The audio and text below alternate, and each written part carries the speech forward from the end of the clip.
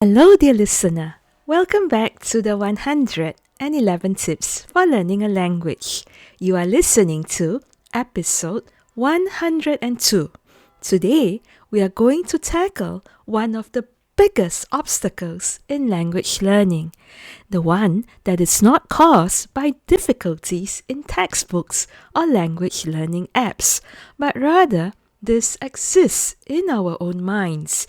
It's this voice of self-recrimination, the fortress of frustration, and at its very core, the belief that the language mistake or failure to live up to our learning expectations is a catastrophe.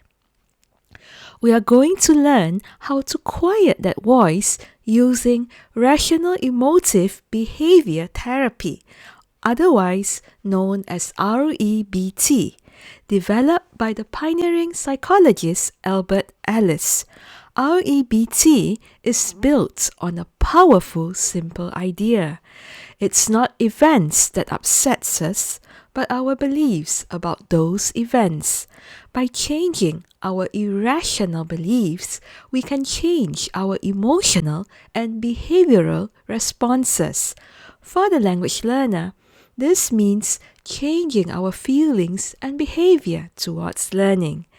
Let's explore the core ABC model of REBT and see how it can liberate our learning.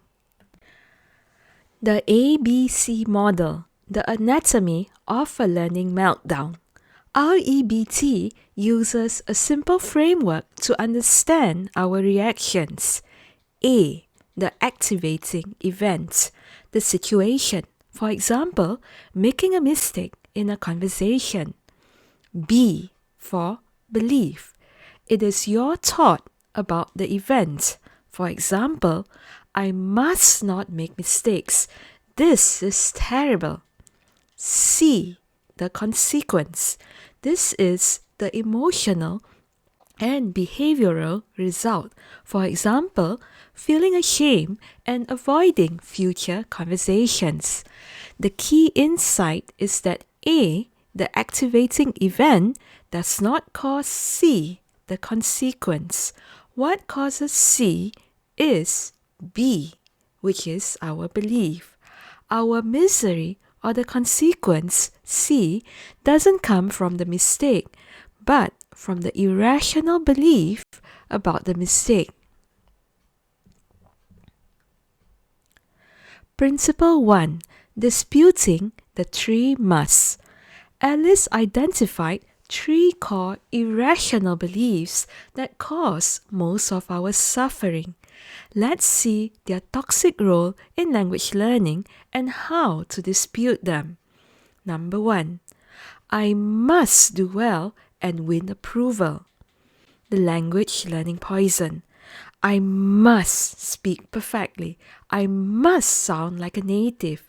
It would be awful if I didn't. The rational dispute. Where is it written that I must be perfect? Is it truly awful or just inconvenient and embarrassing? Is perfection a realistic goal for a learner? The evidence. Research on perfectionism in academia consistently shows that perfectionism leads to higher anxiety, avoidance behaviors, and burnout. A 2018 study in psychology in the schools found that students with high levels of perfectionism reported greater foreign language anxiety. Letting go of the must is not for settling less. Instead, you are embracing sustainable growth. Number 2. Others must treat me fairly and kindly. The language learning poison. My teacher must be endlessly patient and understanding towards my needs. It's unbearable if he or she seems impatient or confused. The rational dispute. Can I realistically control another person's reactions? Is it truly unbearable or just frustrating? Perhaps their impatience is due to their own personalities, not about my abilities. The evidence. Studies on attribution theory show that how we interpret others' behavior impacts our stress levels. Learners who attribute a partner's impatience to external unstable factors, for example, they are just having a bad day, rather than one's own internal stable forces, for example, I'm a terrible speaker, maintain higher self-efficacy and motivation. Number 3. My conditions must be easy and frustration-free. The language learning poison. Learning this language should be easier. This grammar rule is too hard to remember. I can't stand this feeling of confusion. The rational dispute. Why should it be easy? Is confusion a sign of brain failure, or is it a sign that my brain is grappling with something new? Can I stand the feeling, even if I don't like it? The evidence.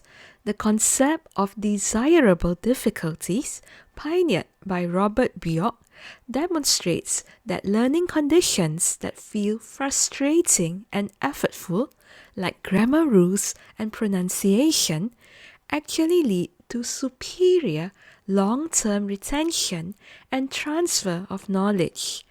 This struggle is not the enemy, it is the engine of deep learning. How language heals you. The power of new narratives. Engaging with a new language is inherently therapeutic. It forces you to become a beginner, to be vulnerable, and to practice self-compassion.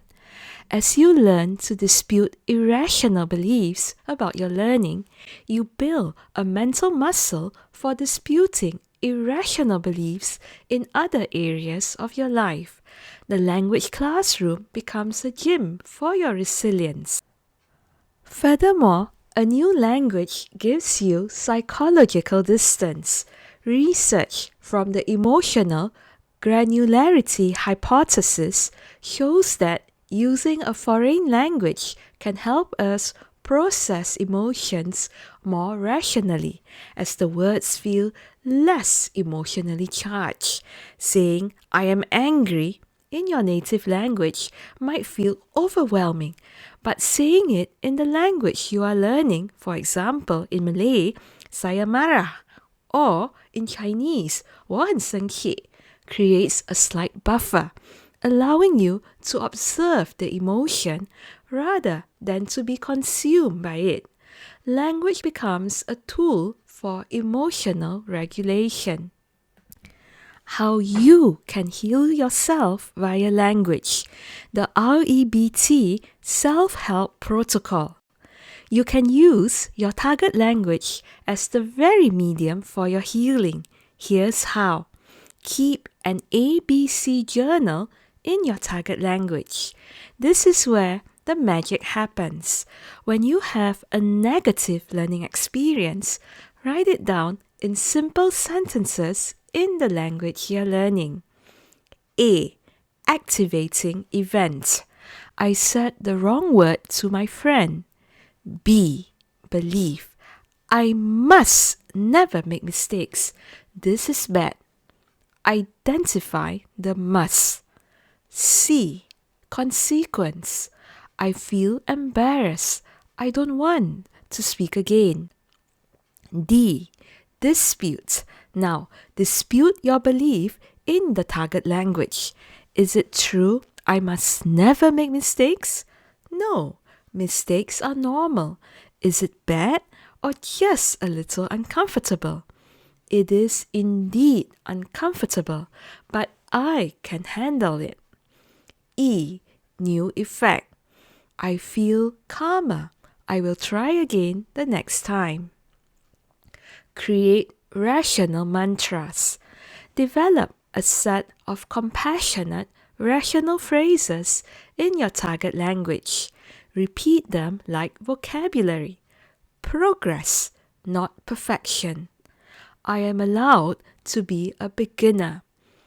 This difficulty is making my brain stronger. By doing this, you are not just learning a language, you are wiring your brain for resilience in that language. You are building a new, kinder inner voice directly in your linguistic identity. Closing thoughts, the rational path to fluency. Dear listener, your mind is your most powerful learning tool. When it is filled with must, shoulds, and oughtful, it becomes a prison. But when you learn to question those demands, it becomes the key to your freedom. Rational Emotive Behavior Therapy, REBT, gives you that key. It teaches you that you can choose to feel concern about a mistake instead of panic. You can choose to feel determination in the face of difficulty instead of despair. So, the next time you feel that familiar wave of language learning frustration, pause for a while.